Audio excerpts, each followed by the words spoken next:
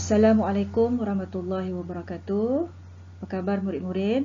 Hari ini kita akan sambung mata pelajaran fiqh tahun 6 bagi pelajaran yang kedua. Baik murid-murid, tajuk pelajaran kedua kita pada hari ini kewajipan terhadap mayat. Yang mana sebelum ini kita telah mengetahui dan belajar hukum hakam jenazah. Hari ini kita akan belajar lagi kewajipan terhadap mayat. Apakah yang perlu kita lakukan apabila berlaku kematian? Baik murid-murid, kita teruskan pelajaran kita pada hari ini. Murid-murid kena pasti apakah perkara yang wajib dilakukan ke atas mayat. Baik, ada empat perkara yang wajib dilakukan ke atas mayat. Yang pertama ialah memandikan mayat. Yang kedua ialah mengapankan mayat. Yang ketiga, menyembahyangkan mayat. Dan yang keempat, mengebumikan mayat. Sekali lagi, sila ambil perhatian. Ada empat perkara yang wajib dilakukan ke atas mayat. Bermakna apabila berlaku kematian, murid-murid kena tahu ada empat perkara wajib yang mesti dilaksanakan. Yang pertama ialah memandikan mayat, mengapankan mayat, menyembahyangkan mayat, mengebumikan mayat. Kita kena mandikan, kita kena kapankan, kita kena sembahyangkan, dan akhir sekali kita kena kebumikan. Ingat ya, ada empat perkara wajib. Baik, kita teruskan dengan hukum. Apakah hukum menguruskan jenazah? Ataupun apakah hukum menguruskan mayat? Sebagai orang Islam, menguruskan jenazah adalah fardu kifayah. Sekali lagi, apakah hukum menguruskan jenazah ke atas semua orang Islam? Hukumnya ialah fardu kifayah. Sekiranya tidak ada seorang pun yang melakukan pengurusan jenazah tersebut, hukumnya ialah berdosa. Jika tidak ada seorang pun yang melakukan, maka hukumnya ialah berdosa. Sekali lagi kita ulang, hukum menguruskan jenazah ataupun hukum menguruskan mayat adalah fardu kifayah. Fardu kifayah. Ya murid-murid, apakah hukumnya? Fardu kifayah. Sekiranya tidak ada seorang pun yang melakukan pengurusan mayat dan jenazah itu tadi, maka hukumnya ialah berdosa. Jadi, adalah wajib ke atas semua orang Islam menguruskan orang yang telah meninggal dunia. Jika tidak ada seorang pun yang melakukan, bermakna hukumnya ialah berdosa.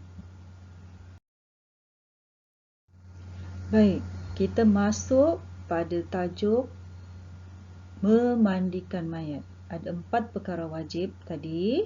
Jadi kita masuk kepada perkara yang pertama, iaitu ialah memandikan mayat. Memandikan mayat. Ada dua cara memandikan mayat. Ada dua cara memandikan mayat. Yang pertama ialah cara yang paling ringkas. Cara yang paling ringkas. Bagaimana caranya? Caranya ialah dengan menghilangkan semua najis pada tubuh mayat, kemudian diratakan air ke seluruh tubuhnya. Cara yang pertama ialah cara yang paling ringkas, dengan menghilangkan semua najis pada tubuh mayat, kemudian diratakan air ke seluruh tubuhnya. Okey. Ada 4 perkara kan? Ada 4 perkara wajib ke atas mayat. Yang pertama ialah memandikan mayat.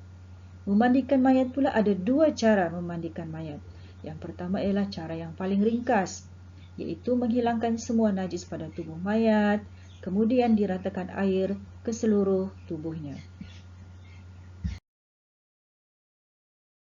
Baik, cara yang kedua ialah cara yang lebih sempurna.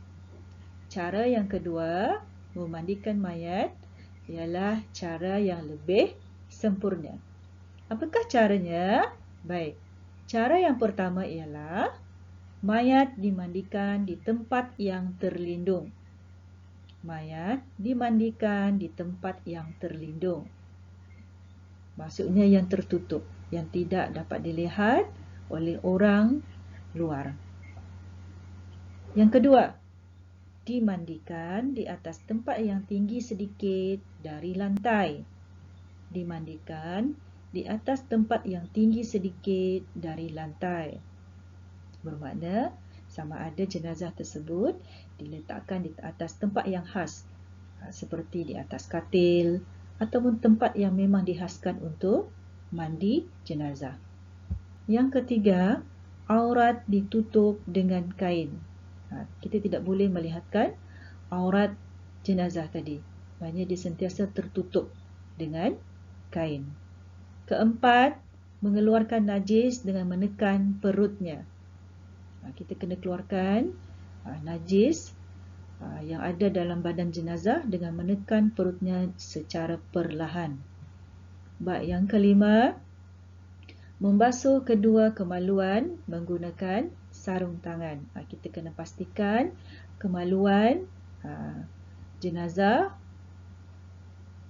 bersih dan dibasuh dengan menggunakan sarung tangan.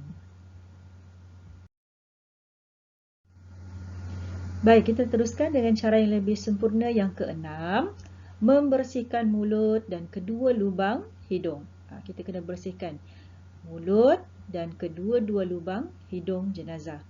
Yang ketujuh, diambilkan wuduk. Yang kelapan, membasuh seluruh muka dan kepala mayat. Yang kesembilan, membasuh seluruh badan mayat dimulakan bahagian kanan, kemudian bahagian kiri. Dan yang ke-10, sunat memandikan sebanyak 3 kali dan air ketiga dicampur dengan air kapur barus. Sunat sunat memandikan sebanyak 3 kali dan air ketiga dicampur dengan air kapur barus. Ini merupakan 10 cara yang lebih sempurna memandikan jenazah. Baiklah murid-murid, kita telah selesai mempelajari tajuk kita yang kedua dan kita akan sambung lagi tajuk ini yang mana kita telah belajar pada hari ini 4 perkara wajib menguruskan jenazah. Yang wajib dilakukan ke atas jenazah ada 4. Selepas itu kita telah belajar cara memandikan mayat. Ada 2 cara yang ringkas dan cara yang lebih baik, yang lebih sempurna. Ada 10 cara memandikan mayat yang lebih sempurna. Jadi Ustazah harap kita telah belajar 2 tajuk dan lepas ini kita akan sambung lagi bagaimana cara mengkafankan mayat, menyembahyangkan mayat dan mengebumikan mayat. Kita akan berjumpa lagi pada minggu hadapan. InsyaAllah ada beberapa tugasan yang akan Ustazah berikan kepada semua murid-murid tahun 6. Ustazah harap murid-murid tahun 6 dapat mengulang kaji dan menghafal setiap apa yang Ustazah sampaikan. InsyaAllah kita berjumpa lagi pada masa akan datang. Assalamualaikum warahmatullahi wabarakatuh. Bye.